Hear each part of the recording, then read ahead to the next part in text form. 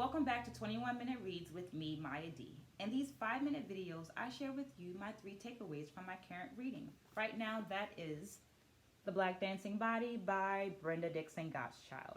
As a part of the Read 21 in 21 challenge, I'm reading 21 minutes per day, every day as a way to ground, to love myself, to provide myself with some consistency in an ever-changing world. As you can see, I'm in a different location this week. That's what was required of me this week. But reading provides me with some stability. And this week I read pages 84 through 100. Here are my 3 takeaways. Takeaway number 1, accurate adjectives. I once described my son as sensitive.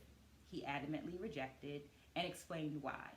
After reflection, I realized that what I actually meant was sensitive, but going a lot further. Acutely aware. He is acutely aware of energetic changes. He's acutely aware of changes in people's emotions. He's acutely aware of how this thing relates to something else. So his proprioceptive sensory is like way up there. As it relates to this book and to the dancing world, more often than I would like, terms like primitive, animalistic, savage have been attributed to the black dancer and the black dancing body. And I would charge everyone with going a little deeper, because maybe that thing that you're actually talking about is that dancer's ability to understand how this form has a function that's metaphysical.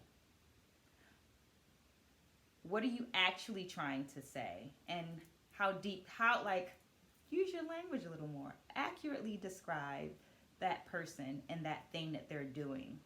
Which leads me to number 2, animalistic. Can we let it rest? Can we let this trope of the animalistic black man lusting over the white woman rest? So this trope was maybe one of its earlier introductions into our society was via media, via the movie Birth of a Nation, where there's a rape scene. But I bring up that movie to offer this. That movie gave a lot of ideas that are continuing to be perpetuated. But we can use media, we can use our art to let go, to birth other ideas and perpetuate other ideas. So I charge myself and others, and I continue to reflect on it as I'm reading this, with looking at the tropes that we're hanging on to. Do they serve us anymore? And if they don't, let them rest. Takeaway number 3, codes and values of the dominant culture.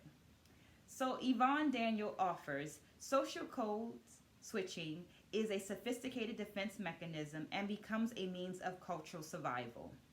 The black dancer has to be bi, tri, and polylingual in order to be successful. This story is from a dancer, but it's not about dance per se.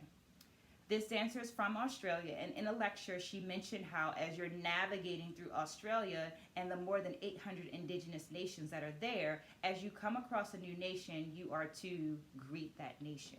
Whenever we greet someone, or any ideal situation, when we greet someone, we use their native language. We use the values and the belief systems of that culture, right?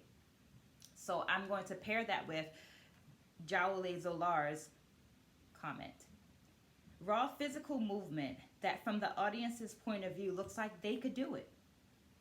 And I think that has sometimes translated to people, meaning the audience, as a dancer not having any technique.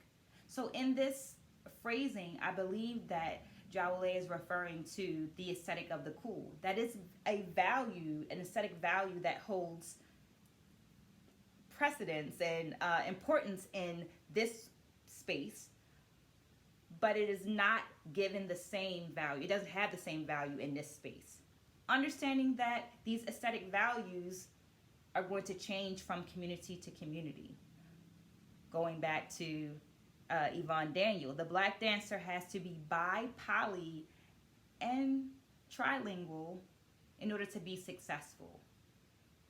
I want these videos to be successful. So I want you to drop some comments down there about what are your thoughts. Make sure you turn on those alerts so that you hear the next video, and we continue to build virtual community and perpetuate ideas that we would like to see in the world. See you next time.